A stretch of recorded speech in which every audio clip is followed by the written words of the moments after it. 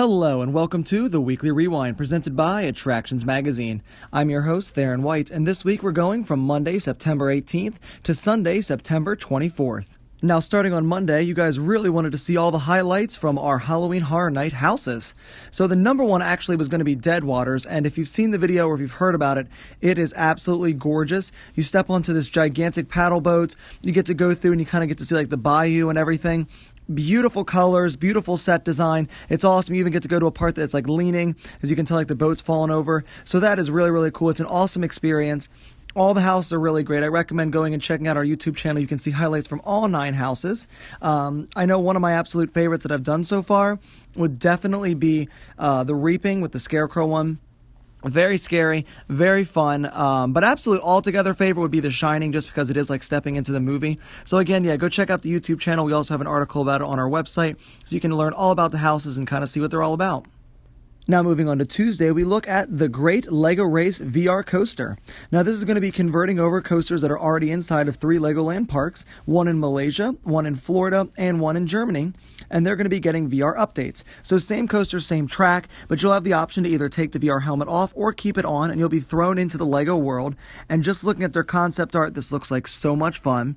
You're going to be racing against the Trendsetter, the Pharaoh, Surfer Girl, Wizard, and Pirate Captain, and every single element of everything is made completely of Lego. So it's going to be like stepping into like the Lego movies and kind of seeing that, but being part of an interactive adventure where you're going to drop, spin, dive, everything like that, and be part of the race. I love the Lego movies. I've been to Legoland once and had so much fun, the one here in Florida, and it was awesome. So I can't wait to try out some of their fun coasters again, but with this VR style. Moving on to Wednesday, we had our 7 best tips to be able to survive and make the most out of Halloween Horror Nights. Tip number 1 is just making sure you pick the right night. Saturday nights are definitely going to be the most busiest, Friday right after them. We recommend highly to go on Sundays, Wednesdays, and Thursdays, especially on Wednesdays if it's like one of the few weeks that does have one of the Wednesdays.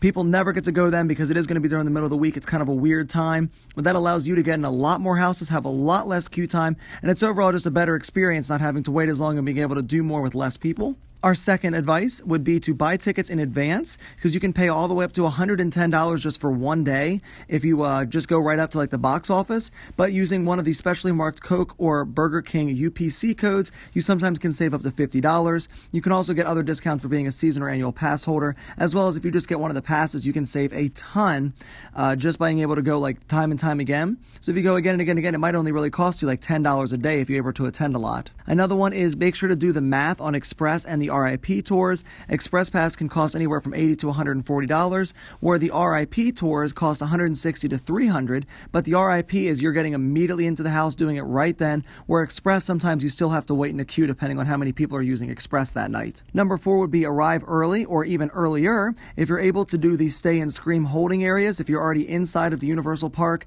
before Halloween Horror Night starts, you can actually wait somewhere and go run into the houses before the huge crowd actually gets there. If you're not able to do that, just get there as soon as it possibly opens. That way you can get the houses done as fast as possible. Right at the beginning, go for those really, really big name houses like The Shining or American Horror Story, because they're going to get super popular and stay popular for almost the entire night. Another one would be to say goodbye to Bill and Ted. This is going to be its absolute last year for Bill and Ted's excellent Halloween adventures, so make sure you do that. We also really recommend being at the very first show or the very last show. People really want to go for it during the middle of the night, so there's going to be a long, long line. You're going to have to fight for a seat. If you go to the very first show, a lot of people are going to be focused on the houses instead, and the very last show, people will be tired and maybe leaving because it's later at night, and you'll be able to quickly and easily grab a seat that way instead. Our tip number 6 is take a break from the booze. Now, sometimes, you don't want to wait in the 2-hour queue and you just kind of need a relaxation. Go see the Academy of Villains show. There's no queue for that. It's just standing room only. You can maybe go all the way out to City Walk, hang out at some of the clubs. Sometimes admission to those clubs is included with your tickets. You can also just go around and just take a seat or go through some of the scare zones, or even just go inside of one of the quieter areas. We know like the Starbucks has a really nice seating area. You can go in there, just get something, chill. You can still hear the screams and see it, but you don't have to be right immersed in it. You can kind of take that mental and physical break and just kind of make sure, to hold out so you can be able to stay later that night. And speaking of staying late, staying as late as possible is definitely going to help you out. Because you're going to be less tired from waiting inside and chilling a little bit, you're going to be able to stay longer all the way up to like 2 or 3 a.m. And that's going to allow you then to go into more houses because everyone's going to start going home because they're going to get tired. So you wait less and get to do more haunted houses and have a lot more fun. As well as, if you're going to be staying that late, if you're going to be staying from the earliest to the latest possible, wear some good shoes because you're definitely going to want something comfortable. Wearing those high heels is not going to be fun after you've walked 8 or 9 miles through all the queues and all the houses. Because if you think about it, you never really sit down unless you do one of the attractions. Because you're going to walk through the house and then stand in the queue and then go and get your food and then walk to the next house and then go through the scare zone. It's walking, walking, walking. So we highly recommend wear something comfortable. You can still look great. Just make sure to do it in some really comfortable shoes because you will be walking everywhere. Now on Thursday, Early Night Live was at Tampa Bay Busch Gardens for their annual Hollow Scream. For the live part of their show, they got to go around and kind of explore the park, see some of the offerings. You'll be able to see even more on an upcoming episode of this show. And later on, Vincent was actually able to go through one of the haunted houses, and you get to see his rather funny reactions to some of the scares, as he's someone who usually laughs instead of screams when he gets frightened, and it's really, really funny to see. You can check it out on some of our social media accounts, as well as seeing in a later episode of this show and on our YouTube channels. The Rick and Morty Rickmobile coming to Orlando with the Don't Even Trip road trip across America. Now, the Rickmobile is going to be a gigantic version of Rick Sanchez from Rick and Morty, and he's going to be going to all these different places. On our website, we talk about the 4 that are coming to Florida specifically, and you'll be able to go there. It's going to be from 5 p.m. till 8 p.m. You can get some merchandise as well as going to the comic store. It's going to be in Orlando, Florida at the Coliseum of Comics on September 26th. So I'm not the world's biggest Rick and Morty fan, but I know so many people are. So it's a really great opportunity to get some super limited edition merchandise, hang out with a bunch of other fans while you're waiting in line for it to get there, and while you're waiting to be able to purchase things. So it's going to be a great spot to hang out with fellow fans and get some awesome merchandise. On Saturday, we talked about how Epcot was going to have its 35th anniversary. That is right, October 1st, Epcot will be having its 35th birthday. Now, during the celebration, Epcot is preparing numerous ways to be a part of the party. We're going to be at Epcot that day covering the events on our website, YouTube channel, and social media pages, and there's going to be plenty of places to take home part of the event, if you're able to go. Now, when you enter, guests are going to be able to pick up a commemorative park map. It's going to be highlighting the 35th anniversary, as well as there's going to be a one-day-only pop-up shop that will be right past the Art of Disney shop. It's going to have special I Was There 35th anniversary merchandise until supplies last.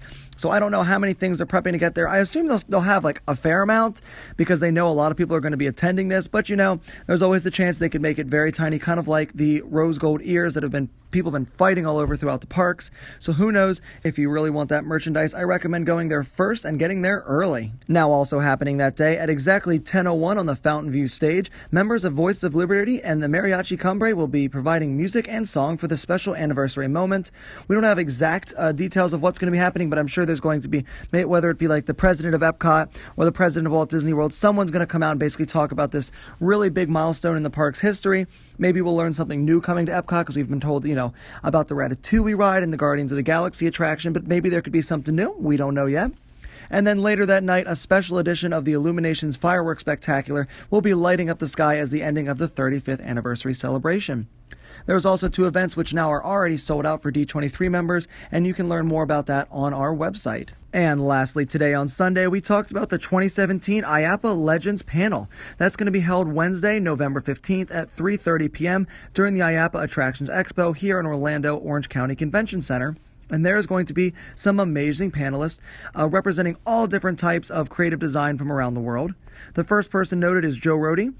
Many Disney fans know who he is, but just in case you do not, he is the vice president and creative of Walt Disney Imagineering, as well as being an executive designer. He is behind many of the amazing things you've been able to experience, such as basically all of Animal Kingdom, Disney's Aulani Resort, and most recently, Pandora, the World of Avatar. The second speaker will be Thyri Coup. He leads the creative development of upcoming attractions for Universal parks and resorts globally. He has played an integral role in shaping the blockbuster rides and attractions at Universal parks and resorts for more than 20 years. In his portfolio is rides from The Amazing Adventures of Spider-Man to Transformers, King Kong, and the Wizarding World of Harry Potter. And lastly is going to be Scott Trowbridge, who is a portfolio creative executive at Walt Disney Imagineering. Now, he is going to be their creative lead for everything Star Wars, including the design and development of the 2 brand new 14-acre lands over in Disneyland and Disney's Hollywood Studios. That will be Star Wars Galaxy's Edge. He's done many other things before, but this is the one that's really coming up. These gentlemen will be coming together at the IAPA Legends panel, talking about how you can take things like Avatar, Star Wars, and Harry Potter and turn that into a full immersive land. So that'll be really interesting to see, coming from Imagineering and Universal Creative, kind of seeing how they took some of these huge names, intellectual properties, becoming some of the biggest park names in the world, and turn that into what they have today, and maybe we'll even learn something about what's coming up in the future. And that is it for this episode of The Weekly Rewind, presented by Attractions Magazine. My question for you this week: how do you plan on celebrating Epcot's 35th birthday? Are you going to go to the park? Do you plan on attending from far away via social media and YouTube, something like that? Are you going to get some merchandise so you focus more on the show? What are you most excited about, and do you have any plans on how to celebrate Epcot's 35th birthday? Thank you so much for watching, and I hope you have an amazing week.